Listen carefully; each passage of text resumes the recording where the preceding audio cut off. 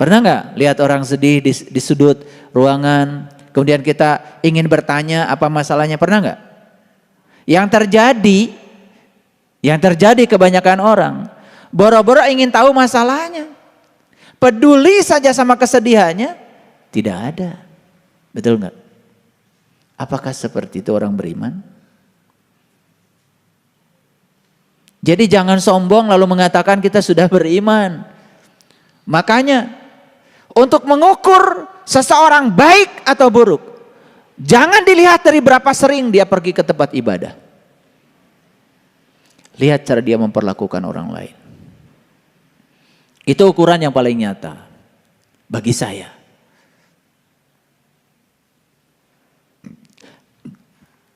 Lihat cara dia memperlakukan orang lain.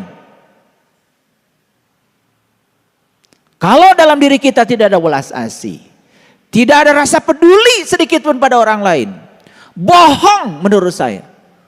Bohong yang disembah itu adalah Tuhan yang Maha Pengasih. Bohong yang disembah Tuhan Maha Kaya. Bohong. Saya yakin ibadahnya juga susuganan. Surganya susuganan. Apakah selamat atau di akhirat nanti? Jelas susuganan. Itu yang namanya judi, dan itu judi yang haram. Membiarkan masa depan kita dalam ketidakpastian. Saat ada orang yang perlu ditolong kita diam, sebenarnya kita ini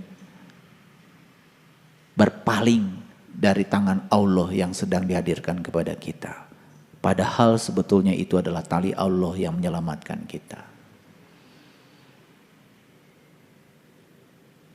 Kenapa hari ini saya berbicara ini? Sudah saatnya spiritual itu nampak menjadi perilaku di kehidupan nyata. Maaf ya, kalau ada orang sakit, sebaiknya jangan cuman kirim Al-Fatihah di WA. Tengok, jangan-jangan gak punya duit buat ke dokter. Ini udah kebiasaan sekarang. Udah kebiasaan. Yang sakit di WA aja.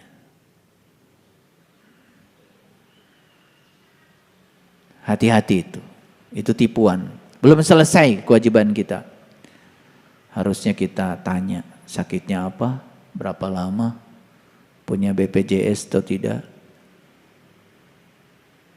Apa yang bisa saya bantu?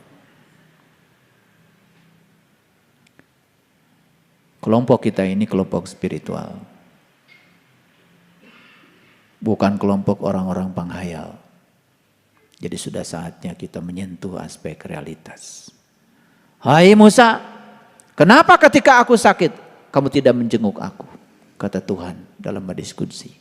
Bagaimana engkau sakit Tuhan? Tetanggamu yang sakit. Dan kalau kamu datang menjenguknya, kau menjenguk aku. Apa pesan hadis qudsi itu? Pesan hadis qudsi itu adalah berhentilah sekedar basa-basi di WA group. Dan kita merasa sudah bersimpati. Menurut saya itu bagus, tetapi tidak menyelesaikan apa-apa. Setuju nggak kalau dengan saya? Gimana kalau kita punya sebuah tabungan sosial? Yang semut-semut, yang gajah-gajah, kelola secara bagus. Kita ubah nanti kalau ada yang sakit, jangan cuma didoakan di WA. Utus seseorang dari tempat ini menemuinya. Kasihlah santunan untuk membahagiakan orang yang sedang kesusahan. Setuju nggak? Itu spiritual. Setuju apa tidak? Semangat dong. Oke. Nanti mulai aja, silakan bikin penitiannya. Kita mau naik kelas. Ya, jangan puas cuman mendoakan. Ada orang meninggal, jangan cuman innalillahi wa inna turut berduka cita. Udah orang meninggal, berduka cita, turut lagi kita. kacau itu, ya. Ya. Jadi saya harapkan dana sosial itu menjadi dana abadi yang bisa menyantuni saudara kita yang ditinggalkan keluarganya. Saya yakin itu akan membahagiakan dan kita akan jauh lebih bahagia. Itu spiritual. Spiritual bukan meditasi. Spiritual bukan hening di tempat tersembunyi. Itu latihannya. Spiritual adalah praktek di kehidupan nyata. Setuju? Setuju apa tidak? Oke, bagus. Berarti ngaji Rabu lanjut.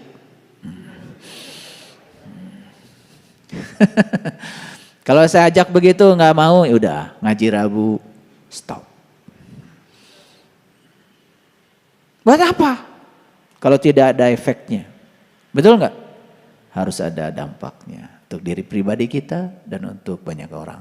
Karena iman akhirnya adalah kepedulian. Baik, yang kedua, menghindari maksiat saat tidak ada siapa-siapa. Itu yang paling berat. Saya tidak maksiat karena banyak orang yang melihat. Itu nggak hebat. Tidak maksiat walaupun tidak ada siapa-siapa, hebat. Di kantor yang tahu uang ini cuma saya. Anak buah saya juga tidak tahu. Uang ini langsung ke rekening saya. Gak ada yang tahu. Gak ada yang tahu kan? Mulai di kotak-katik. Itu kepentingan pribadi.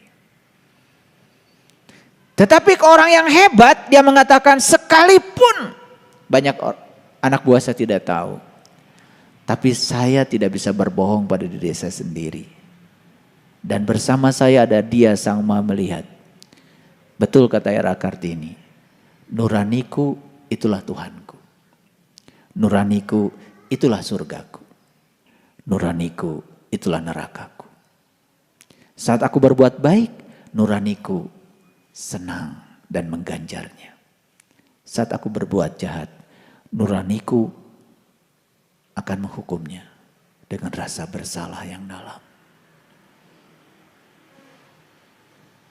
Jadi Tuhan yang di luar terus saja disembah-sembah, dicari-cari. Tapi Tuhan yang hidup di dalam diri kita, yang maha hidup, tidak pernah kita pedulikan. Paham? Yang ketiga, menyampaikan kata-kata yang benar di hadapan orang yang ditakuti, di hadapan penguasa. Berat semua ini. Tetapi ini jalan untuk menuju yang luar biasa. Ya, baru aja ya digosipin, wah jangan-jangan ibu ikut pengajian sesat. Langsung besok datang lagi. Katanya mau jadi orang luar biasa, tetapi tidak mau dengan cara-cara yang luar biasa. Rasulullah aja dibilang gila. Sekelas beliau aja dibilang sesat. Sekelas beliau aja dibilang dengan penghinaan-penghinaan yang rendah semacam itu. Apalagi kita. Jadi kalau kita ngikutin sunnahnya beliau, kemudian dicap itu, dicap ini, biasa aja, nggak apa-apa. Kan yang paling tahu kita sendiri. Betul nggak? Kan hakikatnya tidak ada manusia ingin celaka. Semua ingin selamat, bukan? Tetapi ingin selamat kan belum tentu kita ngikutin jalan kebanyakan orang. Karena yang banyak juga belum tentu benar. Apalagi yang sedikit. Betul nggak? Itu. Tapi kan kita sudah punya patokan dalam diri kita. Kita sudah punya akal. Kita sudah punya kecerdasan untuk bisa menyaring. Betul nggak? Mana yang masuk akal, mana yang tidak. Baik ya. Mau nggak kita menjadi orang luar biasa? Prakteknya sederhana kan? Satu, apa? Dermawan dikala sedikit. Wah, saya sekarang sedang banyak, ayah. Berarti nunggu sedikit dulu ya supaya luar biasa. Entong.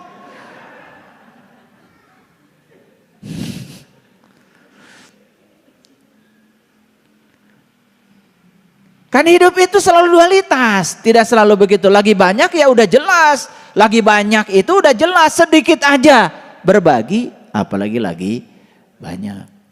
Wah, kalau saya lagi banyak berbagi kan tidak termasuk luar biasa. Jadi gimana tuh? Nunggu tidak ada lu. Begitu? Jangan. Yang kedua adalah menghindari perbuatan maksiat sekalipun tidak ada yang mengawasi. Dan yang ketiga, menyampaikan kata-kata yang benar sekalipun itu berat. Siap apa tidak? Iya, harus siap. Kan mau jadi luar biasa. Betul nggak? Iya. Abdi badannya res gitu teh. Siun. Ari gagah. Mau jadi manusia luar biasa. Ciut ya, tidak ada keberanian. Gitu. Paham ya? Baik. Jadi orang hebat itu adalah orang yang memiliki kemampuan menyembunyikan kemelaratannya sekalipun sehingga orang lain menyangka ia berkecukupan. Karena dia tidak pernah meminta. Ini perlu saya bahas. Ya, perhatikan saya. Kalau kita sedang kekurangan, kemudian kita mengeluhkan kekurangan, itu jadi doa semakin kekurangan. Karena pikiran, kata-kata, dan perbuatan itu doa. Hati-hati itu. Hati-hati ya. Nah ini bisa diekstrapolasi. Kalau kita sudah punya masalah, hati-hati. Boleh menyampaikan masalah pada orang yang tepat, yang bisa membantu menyelesaikannya. Jangan diumbar kepada sembarang orang. Kalau hanya diceritakan berulang-ulang, hanya menguatkan masalah kita. Karena pikiran, kata-kata, dan tindakan itu doa yang sebenarnya. Nih saya kasih tahu, kalau kita sedang susah, jangan menunjukkan. Coba susah. Udah. Supaya kelihatan susah, saya mau pakai baju compang-camping saja. Maaf ya, maaf. Itu yang sedang pakai baju compang-camping, dia itu sedang memamerkan kesusahannya pada orang lain. Kira-kira akan keluar gak dari kesusahan? Tidak, makin susah. Karena pikirannya susah, kata-katanya juga pasti susah. Betul gak? Betul. Ya, kieu kan? Kieu. Yang didongengkan pasti kesusahan. Yang dilakukan tindakan yang membuat orang lain tahu kalau dia susah. Pakai baju sengaja rambut rapi pun diacak-acak heula. Ya. Kasih lumpur-lumpur dikit. Biar kelihatan susah. Jadi doa enggak itu? Gimana ya saya pengen menyampaikan ini sama mereka yang suka begitu. Caranya gimana ya? Karena kalau mereka terus begitu, sesungguhnya dia sudah menjadikan itu sebagai doa bagi kesusahannya. Nih saya kasih tahu. Susah. Uang enggak punya. Tapi tidak pernah cerita kesusahan dan tidak pernah menunjukkan diri kalau dirinya sedang susah. Cerah, ceria. Itu jadi doa, nggak akan lama tuh susahnya. Ieu mah tiap panggih teu boleh.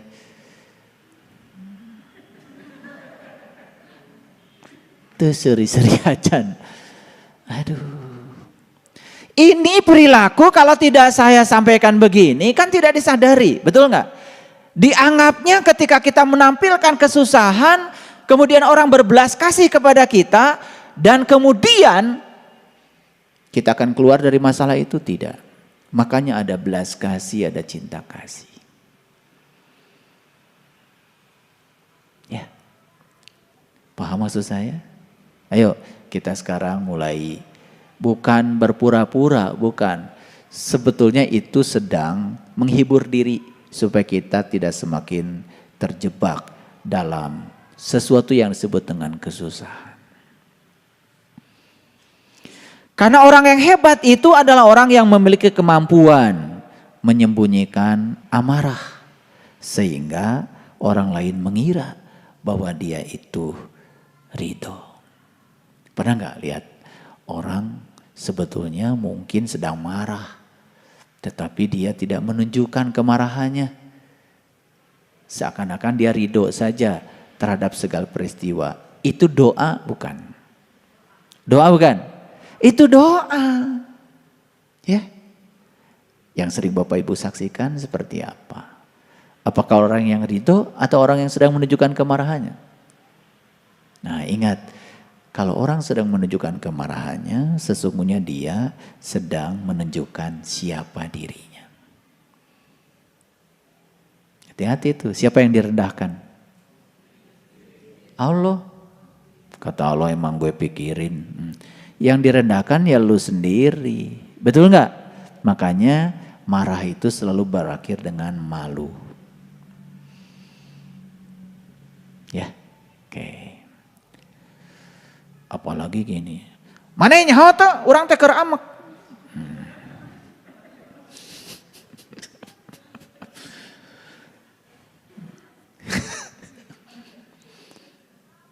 Itu kedah pengumuman. Betul enggak? Karena orang yang paling jelek di dunia adalah orang yang sedang marah. Geus katingali gorengna. Teu kudu pengumuman. Nyaho teu maneh urang keur amek. Geus puguh katingali. Betul enggak? Waduh, itu mah pengumuman luar biasa. Ya. Jadi Bapak Ibu, siapkah praktek? Kalau ada kemarahan, coba belajar untuk tidak menunjukkan kemarahan kita. Tunjukkan bahwa kita ridho dengan apapun. Praktek bukan itu. Ini praktek spiritual. Dan pulang dari sini bakal ada kejadiannya. Pulang dari sini nih nanti saya doakan. Ya, coba minggu depan laporkan sama saya. Ya, laporkan sama saya. Betul gak omongan saya? Akan kejadian. Pulang dari sini ntar. Perhatikan saya. Ya. Perhatikan saya. Ya. Itu. Nah, orang yang hebat adalah orang yang memiliki kemampuan menyembunyikan kesusahan. Sehingga orang lain mengira dia senang. Begitu datang. Sudah ciremai.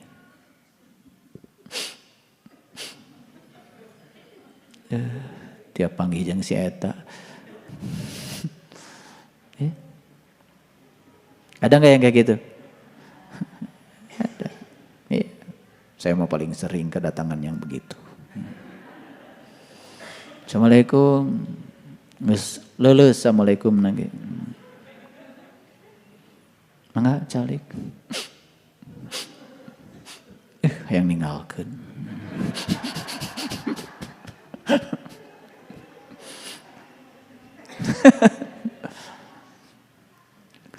Tahan heula atuh emosi teh, sok ngomong heula.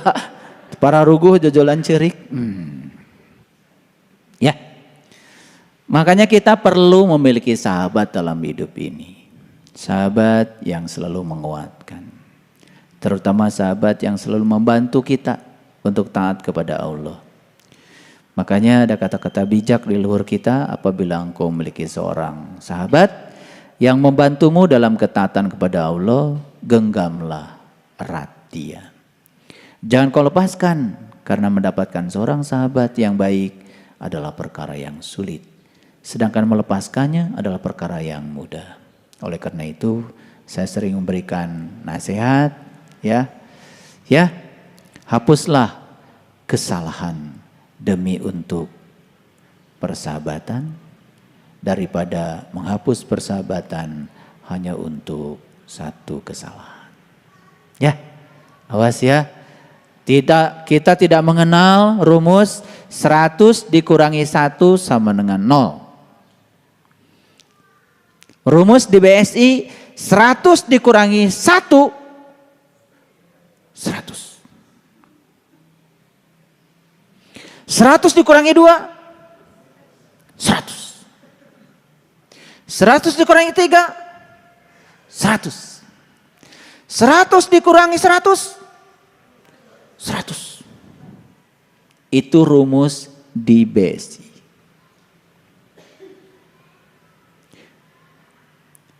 Karena selama ini matematika yang kalian gunakan itu matematika yang keliru. 100 dikurangi 1, 0. Ada orang melakukan 100 kebaikan buat kita, 1 kali melakukan kesalahan, langsung 0. Tidak ada ampun bagimu. Keren. Manusia macam apa semacam itu. Jadi 100 dikurangi 99 berapa? 100.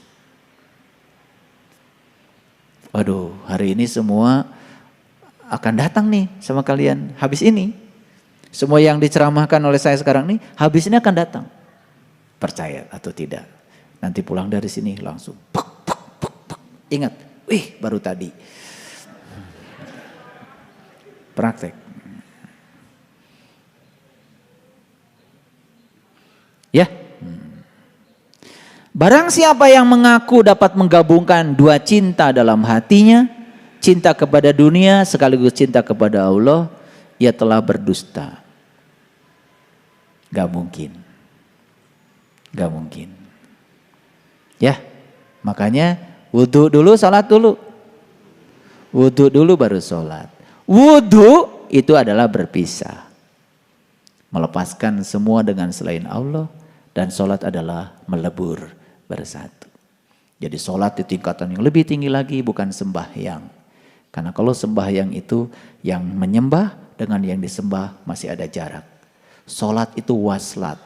Waslat itu melebur sebetulnya. Kita bisa melebur dengan Allah kalau kita sudah berpisah dengan yang selain Allah. Jadi tidak mungkin kita bisa mencintai dua-duanya. Keren? Oke, makanya rumusnya sederhana, lihat saya semua. Siapa yang mengejar Allah, dia dapat Allah dan dunia. Siapa yang mengejar dunia, dia tidak dapat dua-duanya. Jadi tidak ada dapat salah satu. Ya, dapat dua-duanya atau hilang dua-duanya. Ya. Untuk menjadi manusia yang luar biasa itu, ya memang kelasnya Nabi, kelasnya Rasul aja dihina, apalagi kelas kita. Betul? Maka biarlah mereka bersikap bodoh dan menghina. Dan tetaplah kita bersikap santun. Gaharu akan semakin wangi ketika disulut api. Gaharu itu kemenyan. Kemenyan disulut api malah wangi. Kalian disulut api? Gosong.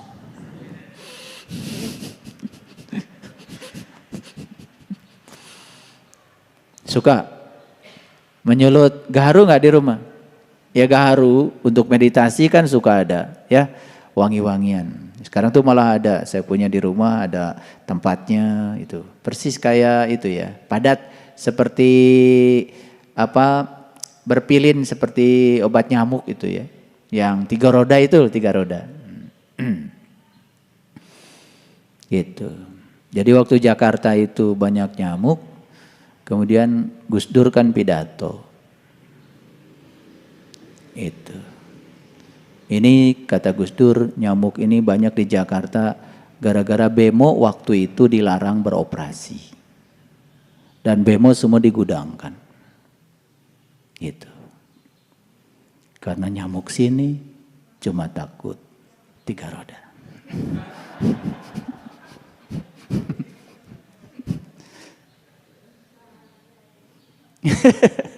Yang ketawanya terlambat itu berarti IQ-nya di bawah 100 itu.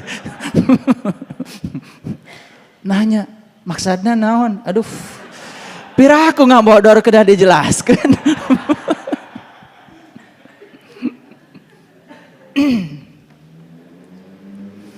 Jadi, kalau ada orang menghina kita, ini praktek berat lagi. Gimana caranya supaya kita tetap bisa santun. Seperti gaharu, semakin dibakar, semakin wangi. Aduh, saya pengen lihat ya, ada orang dibakar tambah manis. Kan umumnya dibakar gosong kan? Betul nggak? Dibakar api kemarahan, marah. Dibakar api kebencian, benci. Dibakar api iri hati, iri hati. Dibakar api dendam, dukun santet. Keun sia. Teu meunang ku kasar, ku lembut. Oh. Ya, nyantri di leuweung sancang. Ya. Ini hati-hati nih, di leuweung sancang gak ada apa-apa. Karena pesan leluhur kita, sing bisa napak sancang bukan sakti. Napak sancang itu artinya dimanapun kalian berada harus bisa adaptif terhadap situasi. Di mana bumi dipijak, di situ langit dijunjung. Jadi napak sancang itu punya kemampuan adaptif terhadap situasi. Itu napak sancang. Jadi banyak yang pengen sakti pergi ke sana. Orang sakti itu bukan orang yang bisa jalan di air. Lauk bisa.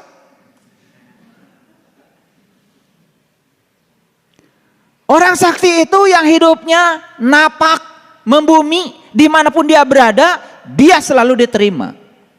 Makanya tanya pada dirimu. Kalau saya datang di kumpulan itu, apakah mereka bersyukur dengan kehadiran saya? Atau menyesal dengan kehadiran saya? Kalau satu kumpulan itu bersyukur atas kehadiran kita dan menyesal atas ketidakhadiran kita dan menyesal atas kepergian kita,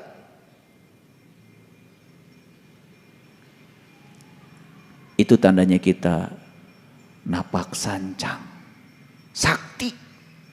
Taeta sakti mandraguna. Anu katabrak, oh disambung-sambungkeun toh. Nyambung deh, sakti. Bukan. Kalau orang diberi kelebihan seperti itu adalah kelebihan khusus dari Allah. Sakti tidak. Dia sedang dipakai oleh Allah untuk itu. Yang sakti itu yang bisa menyambungkan orang-orang yang pecah belah, yang bermusuhan. Taetanu sakti. Ya.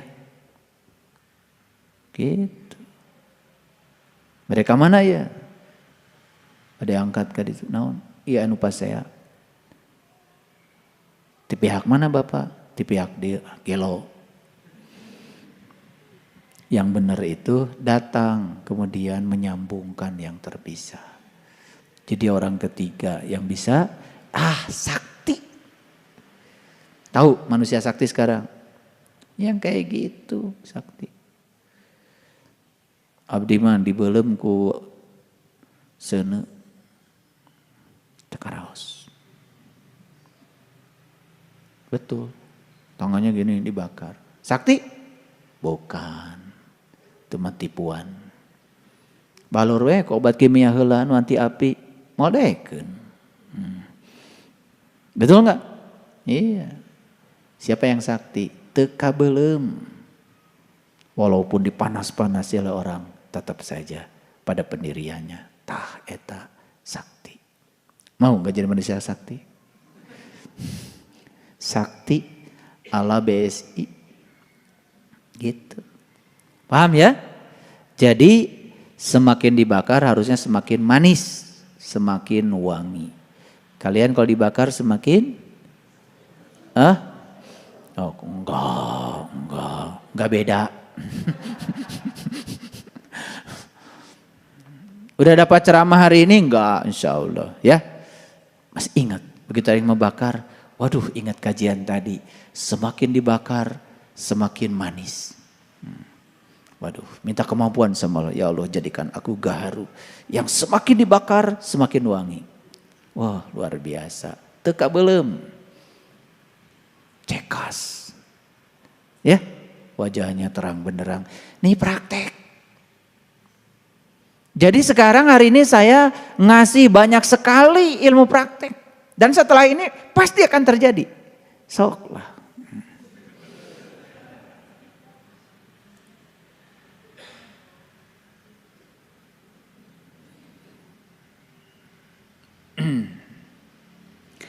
Terlalu keras dan menutup diri terhadap orang lain akan mendatangkan musuh. Dan terlalu terbuka juga akan mendatangkan kawan yang tidak baik.